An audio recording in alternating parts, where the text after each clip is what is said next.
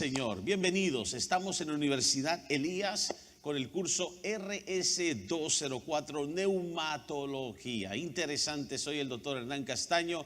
Bienvenido a todos los estudiantes que tenemos en línea con la clase Neumatología, Universidad Elías, desde la ciudad de Houston, Texas, Estados Unidos de Norteamérica, y con un grupo de estudiantes aquí que nos acompañan tomando este curso el día de hoy. Así que vamos a estudiar acerca del Espíritu Santo. ¿Qué es neumatología? Es el estudio del Espíritu Santo, las funciones del Espíritu Santo, la obra del Espíritu Santo, las asignaciones específicas del Espíritu Santo.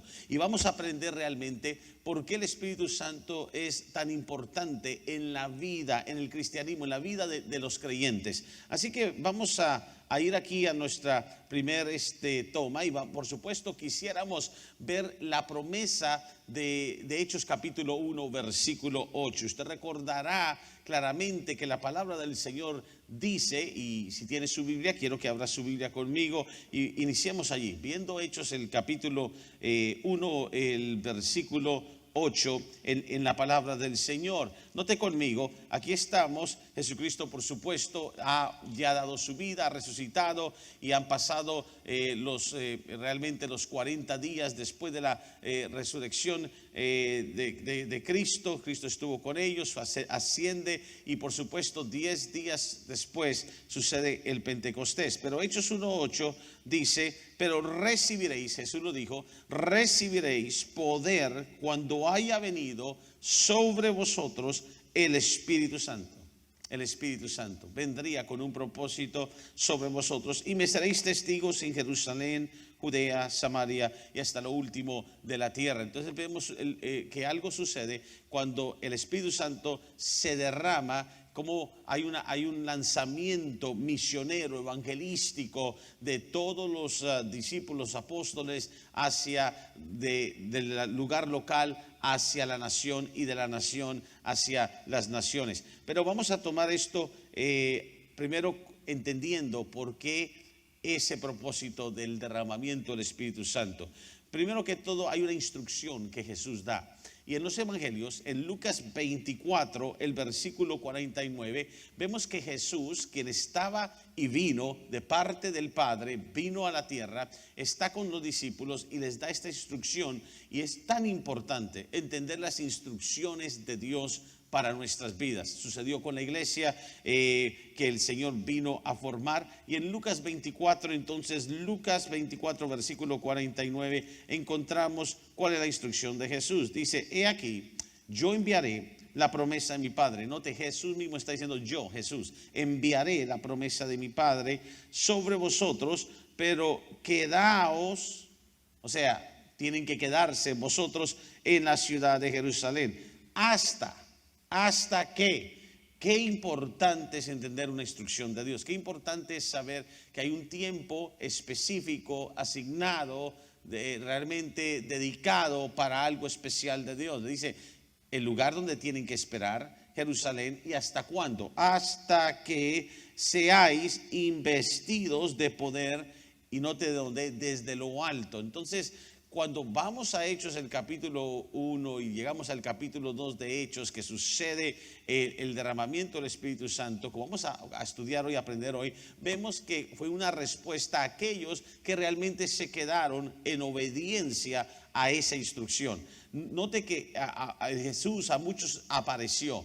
La Biblia habla luego en las epístolas, habla como a 500. Jesucristo resucitado le apareció a los 12, por supuesto, y muchos vieron a Jesús por esos 40 días que él estuvo caminando en la tierra, ya resucitado, y por supuesto le vieron que era el Cristo de la gloria. Sin embargo, no todos se quedaron, no todos esperaron, y no todos recibieron la investidura de poder, que es algo muy importante. Entonces, todo nace de una instrucción, la instrucción de quedarse y esperar. Luego, sabemos que Jesús mismo hizo una oración específica por el acontecimiento que el Espíritu Santo se derramara sobre los creyentes, sobre la iglesia. En Juan capítulo 14, ahora, Juan capítulo 14, en el versículo 16, vemos que hay una oración hecha por Jesús específicamente. Y en las oraciones de Jesús podemos ver el plan revelado de Dios, el propósito de Dios revelado. Note conmigo Juan capítulo 14, entonces versículo 16. Recuerde que dice: y yo rogaré al Padre y os dará otro consolador. O sea, yo oraré, yo estaré rogando al Padre otro consolador para que esté con vosotros para siempre. Note esto, para siempre. La asignación del Espíritu Santo es estar con cada creyente para siempre. El Espíritu de verdad. Ahora, vamos a aprender mucho que el Espíritu Santo es el mismo Espíritu de verdad, porque nos guía a toda verdad. Y Jesucristo dijo: yo soy el camino, la verdad y la vida. El Espíritu de verdad, el cual el mundo no puede recibir. Hagamos una pausa. La razón que el mundo no puede recibir el Espíritu Santo, y esto es importante, es porque el Espíritu Santo no puede venir o no puede manifestarse, derramarse sobre una persona que no acepta el sacrificio de Cristo, no se ha aplicado la sangre de Cristo, y entonces el mundo no puede entender la obra del Espíritu Santo. Es como lo que dice el apóstol Pablo por allá a los Corintios en el capítulo 2, en Primera de Corintios, que dice claramente que el hombre natural no puede entender, percibir las cosas espirituales. Por lo mismo, es imposible, porque hasta que no se nace de nuevo, hasta que no hay una restauración del alma y por supuesto redención en la palabra, entonces la sangre de Cristo no es aplicada para que el Espíritu Santo pueda reposar y realmente habitar dentro de una persona, el creyente. Entonces dice: el mundo no puede recibir porque no le ve ni le conoce. Ahora, una de las cosas de lo que es neumatología es que las personas tienen un problema en entender, bueno, el Espíritu Santo, cómo saber que hay un Espíritu Santo, cómo entender el Espíritu Santo si no lo veo, no le conocen. Y por supuesto no le pueden conocer hasta que conocen a Jesús primero. Porque algo muy importante que vamos a aprender o que queremos explicar hoy es que el Padre entonces envía al Hijo, el Hijo envía al Espíritu Santo, el Espíritu Santo nos lleva al Hijo y el Hijo nos lleva al Padre. Voy a repetir eso. El Padre nos da a Jesús, envía al Hijo. Jesús es enviado por el Padre. De tal manera amó Dios al mundo que dio a su Hijo unigénito. Juan 3:16. Jesús viene al mundo, viene a manifestar el amor del Padre, viene a hablarnos del Padre, viene a decirnos que es el camino al Padre y quiere llevarnos al Padre. Y tan sin embargo Jesús nos dice que Él debe de morir, pero que enviará el Consolador. Lo estamos viendo en Juan 14. Y el Consolador vendrá, ¿para qué? Para reemplazar realmente, para trabajar en nosotros, debido a que Jesús muere, resucita y va a estar a la diestra del Padre. Pero el Espíritu Santo, que es el Consolador, viene entonces a llevarnos a Jesús, a mostrarnos a Jesús, a revelarnos a Jesús. Eso es muy importante. Y nos lleva a Jesús, el Espíritu Santo nos lleva a Jesús, y Jesús, que es el camino, que es la verdad y la vida, nos lleva al Padre. Nadie viene al Padre sino por mí, dijo Jesús. Bueno, el Espíritu Santo, nadie viene a Jesús sino es por la convicción que el Espíritu Santo trae a la vida del creyente. Así que muy importante lo que estamos viendo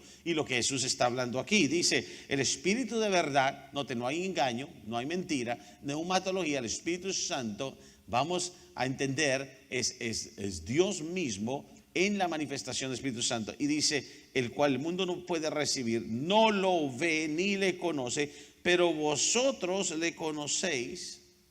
¿Y por qué le conocemos? Note cómo dice: porque mora ¿dónde? Mora con vosotros y estará en vosotros.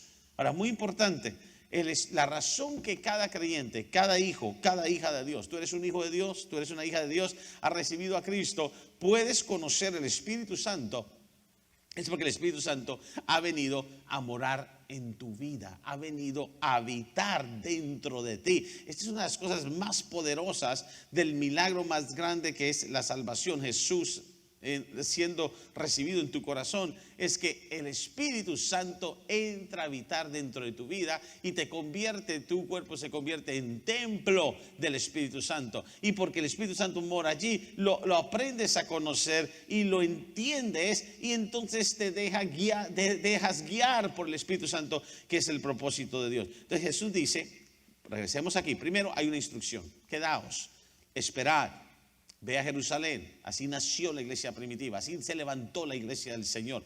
Segundo, yo voy a orar, yo voy a rogar, yo voy a enviar al Espíritu Santo, el Consolador. Una de las funciones del Espíritu Santo es consolar. Vamos a ver eso. Y entonces dice, por lo tanto yo voy a pedir que venga el Espíritu Santo. Y sabemos en Hechos 2 que lo que sucede en Hechos es una respuesta a la oración que Jesús hizo y una confirmación que Jesús está vivo. Voy a repetir eso.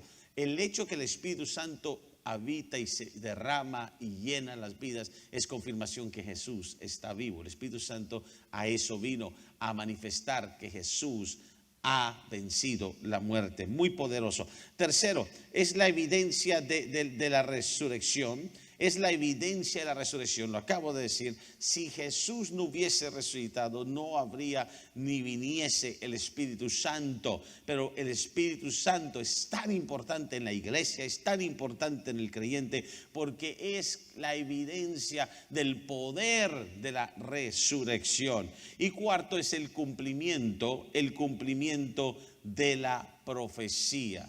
La profecía que el Espíritu Santo se derramaría sobre las vidas, se derramaría sobre la iglesia, sobre los creyentes. Jesús lo profetizó y claramente podemos verlo en el Antiguo Testamento, en las profecías, que vendría un mover poderoso del Espíritu Santo en los tiempos que Jesús se manifestaría al mundo. Entonces, muy importante, cumplimiento de la profecía, evidencia de la resurrección, respuesta a la oración de Jesús y galardón o recompensa por la obediencia a la instrucción que Jesús dio. Muy bien, hablemos un poco de los propósitos del Espíritu Santo. Los propósitos del Espíritu Santo. Primer propósito del Espíritu Santo. Y voy a invitarle que vaya conmigo en Primera de Corintios, capítulo 6, versículo 19. Primera de Corintios, capítulo 6, versículo 19. El primer propósito del Espíritu Santo es habitar en el creyente, morar dentro del creyente. La Biblia dice en Primera de Corintios, el capítulo 6, el versículo 19, o alguien de nuevo abra su Biblia y veamos las escrituras, porque es importante tener el fundamento de la palabra del Señor. Dice, ¿o ignoráis que vuestro cuerpo es templo del Espíritu Santo, el cual está, de nuevo, está en vosotros, el cual tenéis de Dios y que no sois vuestros? Una de las cosas que el Espíritu Santo hará en tu vida, entonces, morar en tu vida y recordarte que no te perteneces a ti mismo, que has sido comprado con precio de sangre, que has sido redimida, y que ahora el que gobierna tu vida es Dios, y el Espíritu Santo, por lo tanto, está allí para establecer en el propósito de Dios, el gobierno de Dios en tu vida. Por eso es que una persona se tiene que dejar guiar por el Espíritu Santo para manifestar su obediencia como hijo o hija de Dios. Pero el Espíritu tiene que habitar allí, morar allí. Vamos a aprender hoy que esta es la razón que cuando haces algo incorrecto o desobedeces a Dios o tienes una puerta abierta en el alma hacia el mundo espiritual que te esté influyendo, afectando, el Espíritu Santo se contrista. El Espíritu Santo puede ser contristado. Esa es la razón que creyentes tienen experiencias únicas.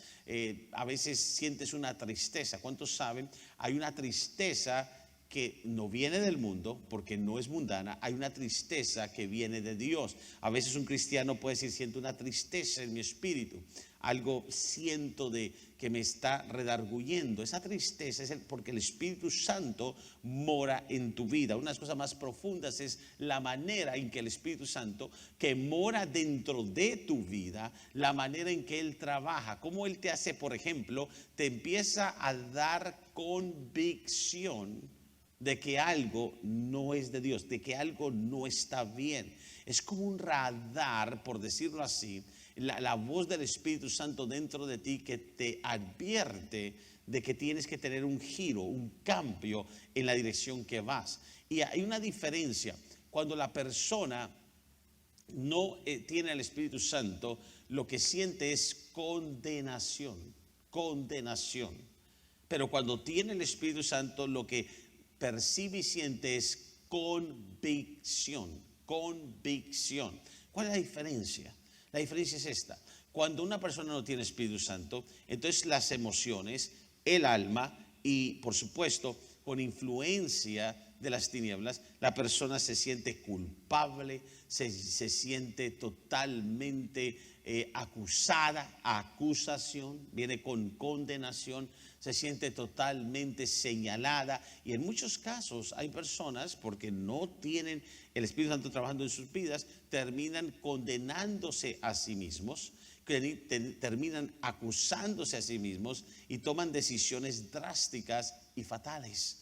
Pero cuando hay convicción es porque el Espíritu Santo está en esa persona, y gloria a Dios por eso, que hay convicción, porque la convicción no es condenación. La convicción es cuando el Espíritu Santo te hace sentir, te redarguye y te empieza a mostrar que algo no está bien, que algo no debiste haber hablado, que estás realmente contristándolo, y entonces no te condena completamente, pero te llama la atención para que vengas a arrepentimiento, para que vengas a la aceptación de un cambio en tu vida espiritual, convicción. Y eso viene como resultado que el Espíritu Santo habita en el creyente. Ahora, regresemos a algo que es muy importante entender. El ser humano es la única creación de Dios. Dios tiene creaciones infinitas. A veces las personas preguntan, ¿será esto cierto que hay vida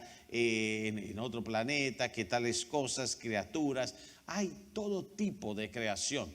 Tanto así que la Biblia habla de a nuestro alrededor hay nube de testigos. Pero ese es otro tema, otro curso. Pero quiero decirle algo, pero la única creación que Dios puede redimir es el hombre. Y quiero preguntarte, y medita un poco en esto, ¿por qué el hombre es la única creación que Dios puede redimir? ¿Por qué Dios no puede redimir otras creaciones? ¿Por qué Dios no puede hacer lo mismo con el hombre que hace con otras creaciones? La respuesta, alguien puede pensarlo, meditarlo, medita en eso. La respuesta es bien sencilla, y es que Dios creó al hombre, el ser humano. Hombre es varón y hembra. Génesis, varón y hembra los hizo Dios. Dios dio distinción, el varón, la hembra, pero hombre es varón y hembra. De hecho, los dos en sí forman lo que es creación, el hombre. Por eso es importante entender que el propósito de Dios en crear el hombre es tener una creación única, una creación especial. ¿Y qué es la especialidad del hombre? Primero, el hombre es tan especial que Dios, cuando lo creó, le hizo un huerto. Había creado un huerto del Edén especial, precioso, perfecto, hermoso, y puso al hombre allí. Y entonces, ¿por qué Dios cuida tanto al hombre? Porque creó al hombre, se acuerda lo que había sucedido. A ver, los estudiantes que están aquí conmigo pueden pensar en eso un poco. Lo que había sucedido cuando Dios creó al hombre. Si tú que me estás viendo en línea, piensa y medita por un momento, ¿qué ha sucedido cuando Dios creó al hombre? ¿Habían otras creaciones cuando Dios creó al hombre? Claro que sí. ¿Habían sucedido cosas cuando Dios creó al hombre? Por supuesto. Y una de las cosas que al menos tenemos que estar de acuerdo por la palabra y por lo que es la crónica, lo que es el orden de la palabra, es que cuando Dios puso a Adán y a Eva, que la toma de Adán en el huerto del Edén, ya existía, ya estaba Satanás en la tierra. Entonces, ¿qué había sucedido? Muy sencillo, había sucedido una rebelión de una tercera parte de la creación angelical. No olvides eso. Y esa rebelión, esa caída del querubín protector, Isaías 14, Ezequiel 28, había sucedido. Dios entonces, esto es muy importante, Dios decide, porque hay una tercera parte arrastrada en rebelión, hacer una nueva creación. Y no creó más ángeles para reemplazar ángeles caídos. Dios decide crear al hombre. Y el hombre es una creación todavía diferente a los ángeles. La Biblia lo enseña en el libro de Hebreos. Lo hace al hombre un poco menor que los ángeles. O alguien oiga. Y la razón que lo hace menor es porque le da al hombre una capacidad de redención.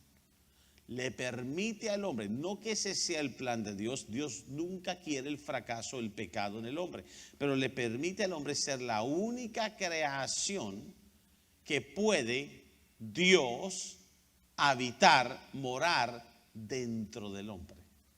¿Alguien entiende eso?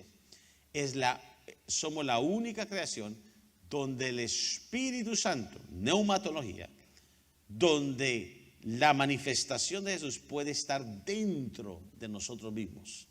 Ninguna otra creación.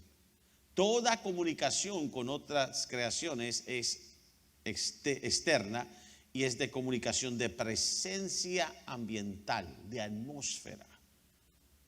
Tal como cuando alguien está presente y hablas con esa persona está en el mismo salón y es un diálogo, una comunicación. Pero Dios con el hombre puede morar dentro de él. Le hace una creación especial. Somos la única creación que puede ser redimida. Y por lo tanto, por eso hay una batalla espiritual por el hombre. Entre las tinieblas, reino de tinieblas y reino de luz. Pero Dios, para darnos la victoria, envía al Espíritu Santo a morar, a habitar en el creyente. Propósito número 1, que el Espíritu Santo habite en el creyente. Ahora, tengo que compartir esto. Es posible, y vamos a ver muchas cosas aquí, luego tendremos un tiempo de hacer nuestros trabajos, asignaciones, pero es posible que el Espíritu Santo habite en un creyente y el creyente no obedezca al Espíritu Santo. Es posible que el Espíritu Santo habite en un creyente y el creyente apague al Espíritu Santo. No solo lo contriste, lo apague. Y lamentablemente y peligrosamente es posible que una persona se caiga en apostasía y blasfeme contra el Espíritu Santo. Entonces es totalmente peligroso. El Espíritu habita entre nosotros. El Espíritu Santo habita para perfeccionarnos y llevarnos a santidad. Veamos otro propósito. Unidad con Dios y otros creyentes. Unidad con Dios y otros creyentes. Muy importante. No puede haber unidad si no está el Espíritu Santo trabajando. La unidad es imposible por más que queramos en nuestras propias maneras y en nuestros propios sentimientos. Somos diferentes, venimos de diferentes quizás raíces, diferentes experiencias. Todos tenemos la necesidad de que el alma sea ministrada. Unidad solo es posible si el Espíritu Santo la está guiando. Y para tener relación con otros creyentes, la coinonía, la confraternidad, que la palabra habla tanto en las Escrituras como muestra que somos hijos de Dios. Ese es el propósito del Espíritu Santo, unir creyentes, unir los miembros. Tome una iglesia local donde cada miembro tiene una función diferente. ¿Cómo opera el cuerpo de Cristo? por obediencia al Espíritu Santo, su sometimiento, sujeción al Espíritu Santo. Si no está el Espíritu Santo guiando a un miembro o trabajando en un grupo de creyentes, no se da una unidad. Por eso es que tenemos a veces divisiones, tenemos rebeliones. Todo pastor, todo ministro sabe, a veces hay fragmentos de la visión debido a que la única manera y el propósito del Espíritu Santo, por cierto, es traer unidad. Pero cuando una obra, el Espíritu Santo no se está moviendo y no está gobernando los corazones, la unidad no se puede manifestar. Y todos sabemos las consecuencias de cuando un ministerio o una persona, un ministerio, un grupo de gente, una iglesia realmente no se deja unir por la obra del Espíritu Santo. El Espíritu Santo es tan importante que en hacer la unidad, el Espíritu Santo coloca, la Biblia dice, cada miembro, Dios coloca a cada miembro como Él quiere dentro del cuerpo de Cristo. Piensen en eso, ni el miembro decide dónde tiene que estar. El Espíritu Santo coloca a cada miembro de Dios, Padre, trabajando con el Hijo, vamos a ver de esto, y el Espíritu Santo deciden tenerlo según el llamado y el propósito. Entonces, unidad con Dios y otros creyentes. Vemos en 1 Corintios 6, 17, que dice la palabra del Señor claramente: pero el que se une al Señor, un espíritu es con Él. Un espíritu es con Él. No solo unidad entre los creyentes, unidad al Señor. Unidad en relación con Jesucristo. No puedes tener relación con Jesucristo si el Espíritu Santo no está operando en tu vida para unirte al Señor. Note que todos entendemos que cuando venimos a Jesús lo declaramos como el Salvador de nuestra vida. Y alguien puede tener a Jesús como el Salvador de su vida, pero no como el Señor de su vida. ¿Y qué sucede? ¿Cuál es la diferencia?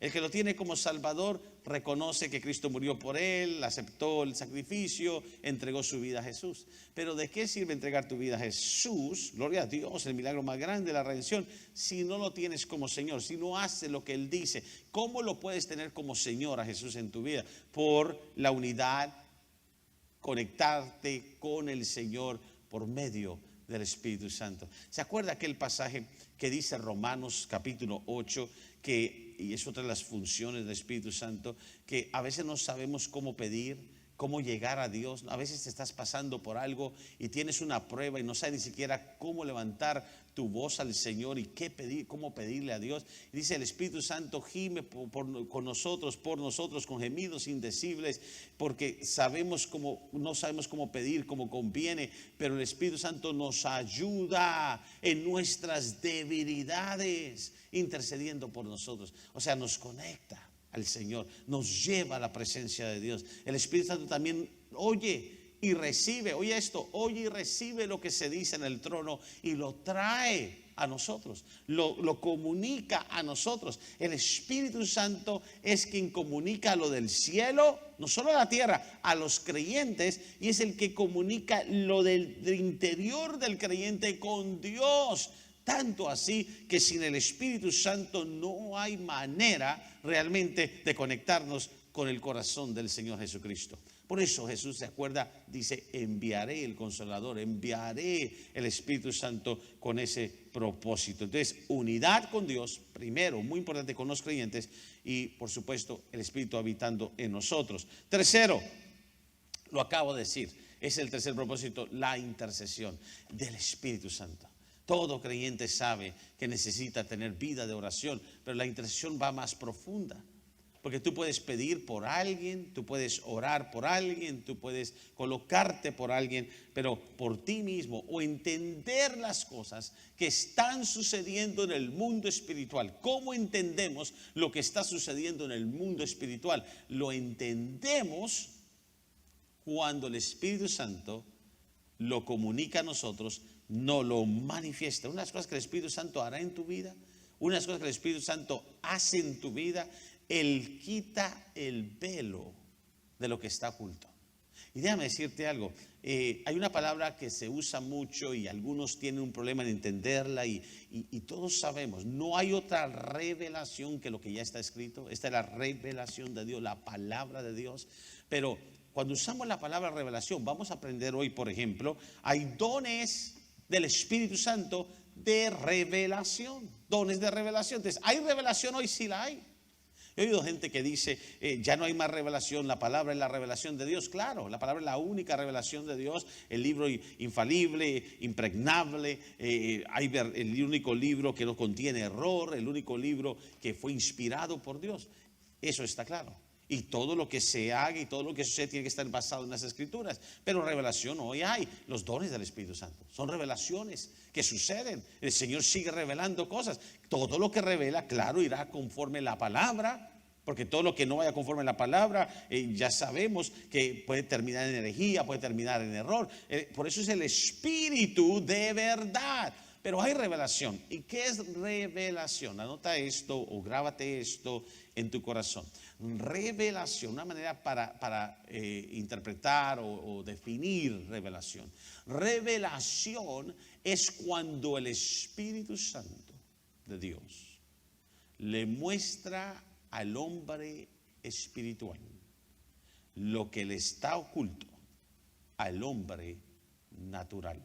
Repito. Revelación es cuando el Espíritu Santo de Dios le muestra al hombre espiritual lo que le está oculto al hombre natural. Explico. Todos nosotros somos seres naturales. Todos nosotros tenemos la capacidad de movernos en el mundo natural. Lo natural, tú decides qué vas a comer, qué vas a hacer, cosas naturales, del mundo natural.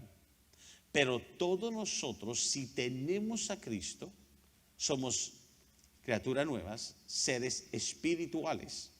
Ahí dice, pastor, doctor Castaño, pero ¿qué las vidas que no tienen a Cristo?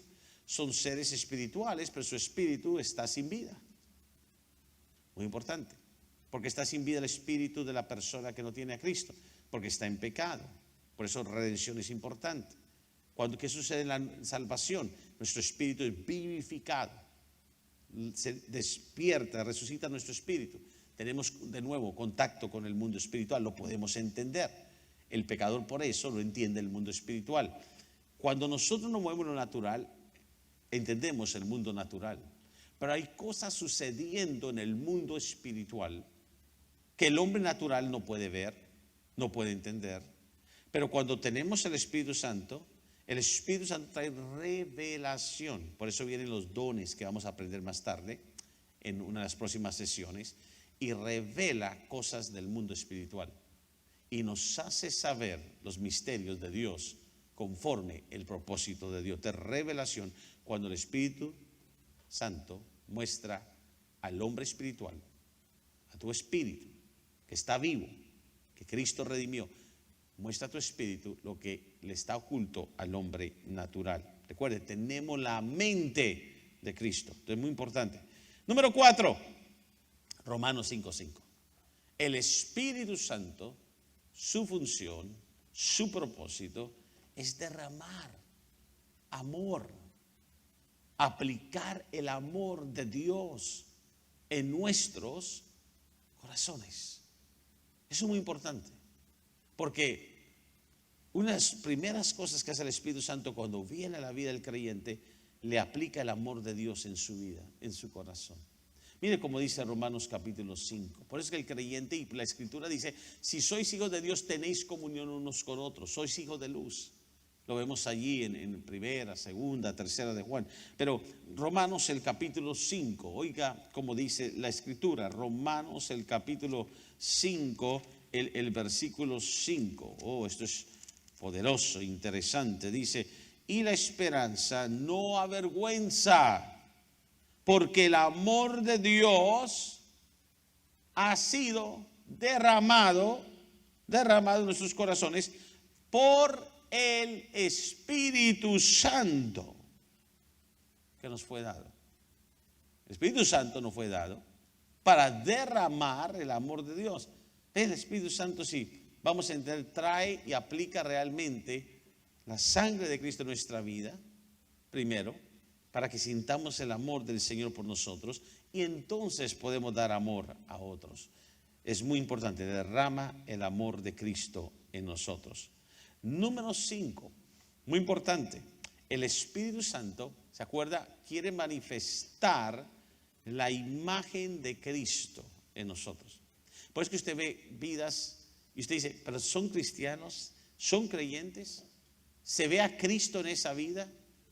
Manifiesta realmente el fruto, no los dones, el fruto del Espíritu Santo, que es el mismo fruto de Cristo cuando estuvo en la tierra y se manifestó como el Hijo de Dios, el Hijo del Hombre.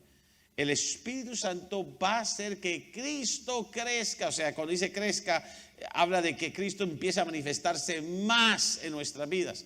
¿Se acuerda lo que dijo Juan el Bautista? Yo debo menguar.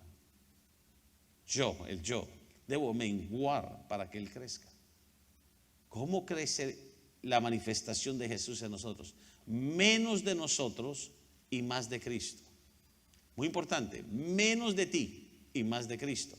El Espíritu Santo proyecta la presencia, la imagen de Cristo en tu vida.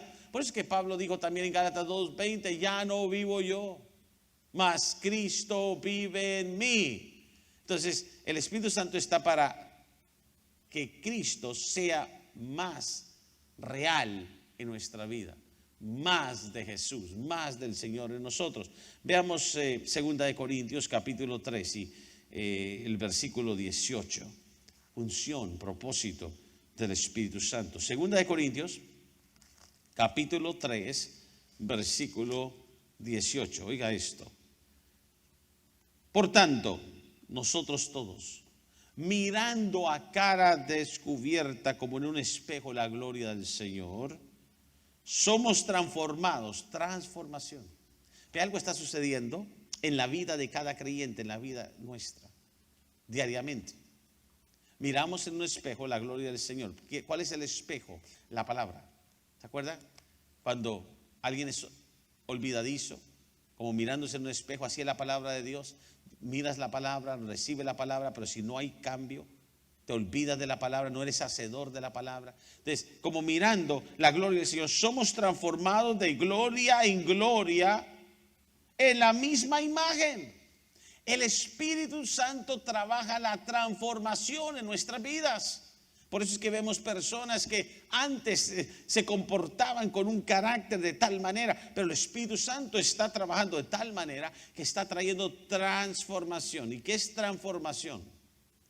Es cuando el Espíritu Santo va trayendo moldura, cambio a tu vida, para que llegues a ser totalmente diferente a lo que eras antes. Y eso lo logra llevándote de una gloria a otra gloria. ¿Qué es una gloria? Toda la manifestación del bien de Dios, toda la obra de la presencia de Dios, pero cada vez se intensifica, se aumenta esa presencia de Dios en tu vida hasta que te vas transformando en otra persona. Eres la misma persona en lo físico, en lo natural, en lo visible, pero algo está siendo cambiado totalmente. Si alguno de ustedes trabaja en remodelación, trabaja en reconstrucción, es como tomar algo que no tiene apariencia o que ya está desgastado y al colocarle una nueva pintura, al reemplazar algunas cosas, comienza a ser un edificio diferente. Nosotros somos el edificio de Dios, transformados. Lo que éramos antes ya no somos, porque transformación ha sucedido en nuestra vida. Y el Espíritu Santo, y mire cómo dice, como por el Espíritu del Señor. Es quien trae transformación, es el Espíritu Santo del Señor, el Espíritu del Señor. Una más, antes de cerrar esta primera sesión. El Espíritu Santo, su propósito es enseñar verdades bíblicas. Verdades bíblicas. El Espíritu Santo nos lleva a entender y aprender de la verdad de la palabra. El Espíritu Santo no se separa de la palabra, no se separa de las Escrituras y nos enseña las profundidades de la Escritura. Porque recuerde, Él fue el que inspiró la palabra en los escritores de ella. Y entonces en sí, como el autor de la palabra, viene y nos enseña de la palabra. Entonces 6 propósitos hasta este momento. 1, habitar en el creyente. 2, unidad con Dios, nos llevan a una unidad con Dios y los otros creyentes. 3, intercesión, intercede por nosotros. Gemidos indecibles, nos ayuda en la debilidad. 4, derrama el amor de Dios en nuestros corazones. Si alguien se siente amado es porque el Espíritu Santo está trabajando en ese amor que viene de Dios hacia su vida. 5, manifestar la imagen de Cristo. Vemos transformación, vemos más de Cristo, menos de nosotros. Y 6, enseñar las verdades bíblicas. Gloria al Señor. Vamos a hacer todos nuestros estudiantes en línea. Tómese unos minutos, hacemos una pausa. Esta ha sido la sesión 1 de neumatología RS204. Enseguida, cuando hayas tomado una pausa, puedes regresar y tomar y ver la sesión número 2. Así que regresamos enseguida contigo. Dios te bendiga.